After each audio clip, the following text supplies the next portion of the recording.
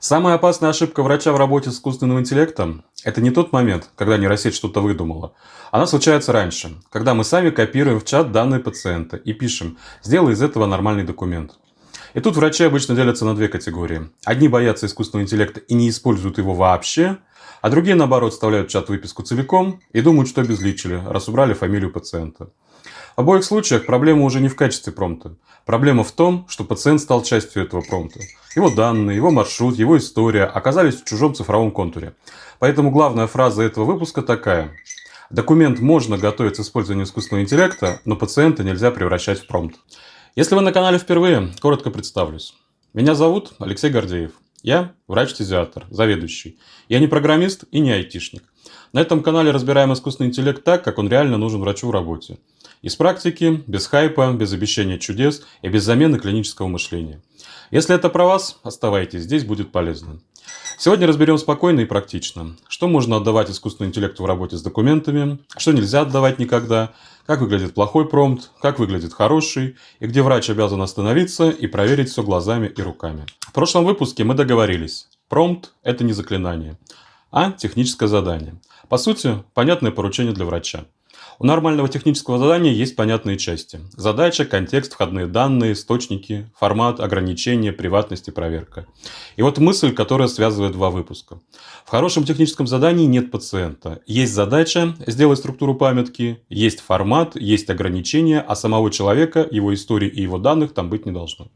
Сегодня я покажу, как это выглядит на практике. На самой чувствительной части нашей рутины – на документах.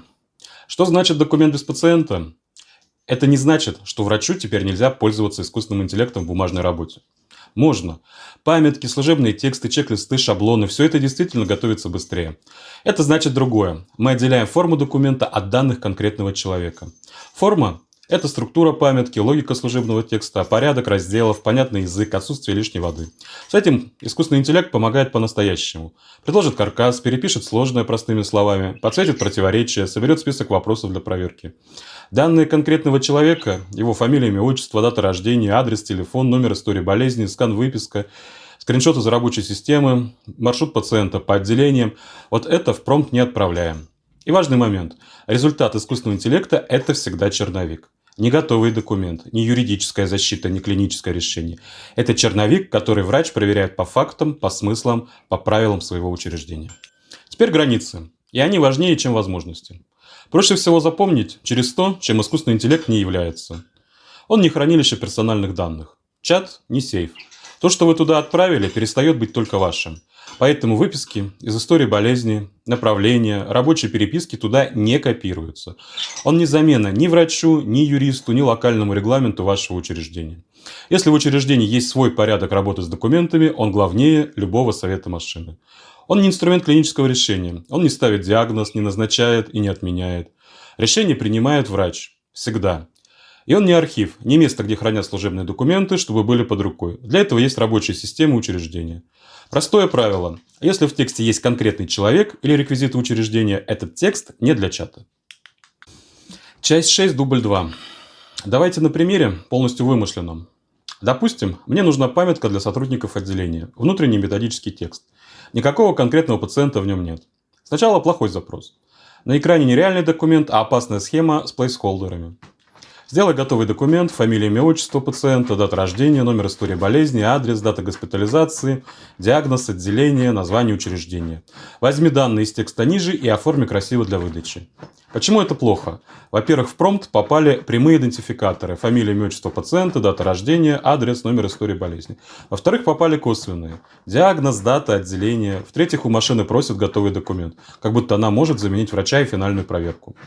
И еще одна ловушка. Такой запрос часто начинается с реального куска текста. Врач копирует выписку или скриншот и только потом пишет «обезличь». Но если вы отправили документ в чат и попросили обезличить, данные уже ушли в чат. Обезличивать нужно до отправки, а не после. А теперь тот же сценарий, но безопасно. Тот же документ, только форма отделена от человека. Хороший промпт начинается не с данных пациента, а с задачи. Ты помогаешь врачу подготовить черновик организационной памятки. Не готовый документ, а заготовку для ручной проверки врачом. Дальше задаем границы, используя только обезличенные тезисы, которые я вставлю ниже. Не добавляй медицинские сведения от себя, не придумывай сроки назначения диагноза. Если данных не хватает, вынеси это в блок «Проверить врачу» или недостаточно данных. Потом формат. Верни заголовок, для кого памятка, 6-8 коротких пунктов, блок «Что уточнить», проверить глазами и руками и короткий чек-лист перед выдачей. И только после этого я вставляю не реальный документ, а обобщенные тезисы. Чувствуете разницу? В плохом варианте искусственный интеллект получает пациента, в хорошем он получает задачу на форму, а пациент остается у врача. И вот тонкий момент, о котором забывают чаще всего. Убрать фамилию – это еще не обезличить. Человека можно узнать и без фамилии, по сочетанию деталей. Возраст, редкий диагноз, дата госпитализации, отделение, маршрут. По отдельности вроде бы ничего, а вместе это уже конкретный человек, которого узнают и коллеги, и он сам. Это называется косвенная идентификация. И поэтому я скажу честно, обезличивание снижает риск, но не дает стопроцентной юридической защиты. Это снижение риска, а не индульгенция. Вывод простой. Чем меньше деталей о реальном человеке попадет в текст для машины, тем лучше. А в идеале их там нет совсем. Мы работаем с типовыми или вымышленными водными. Теперь про безопасность. И здесь важно не впасть в тревожность. Безопасность – это не паника, а чек-лист. По сути, это та же асептика-антисептика, только цифровая. Набор простых привычек, которые мы делаем автоматически.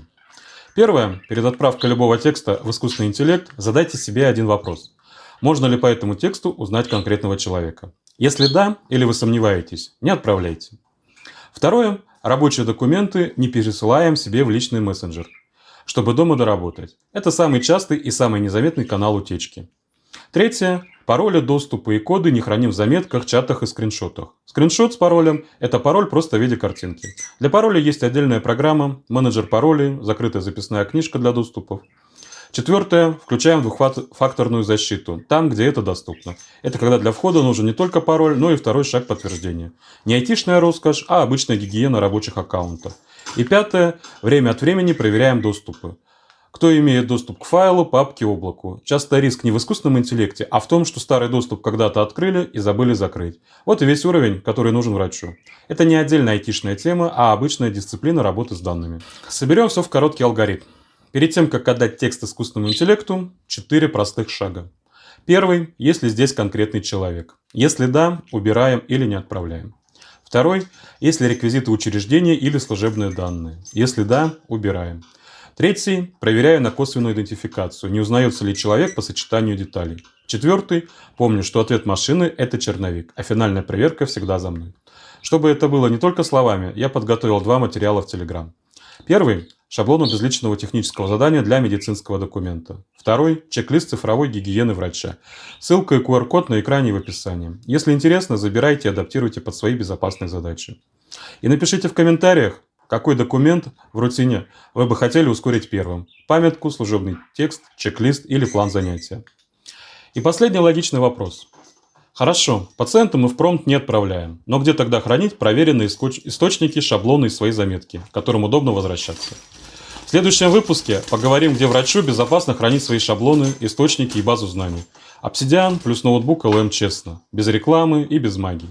С вами был Алексей Гордеев. Используйте искусственный интеллект спокойно, но держите профессиональные границы. Документ можно готовить с искусственным интеллектом, пациента нельзя превращать в промпт. До встречи.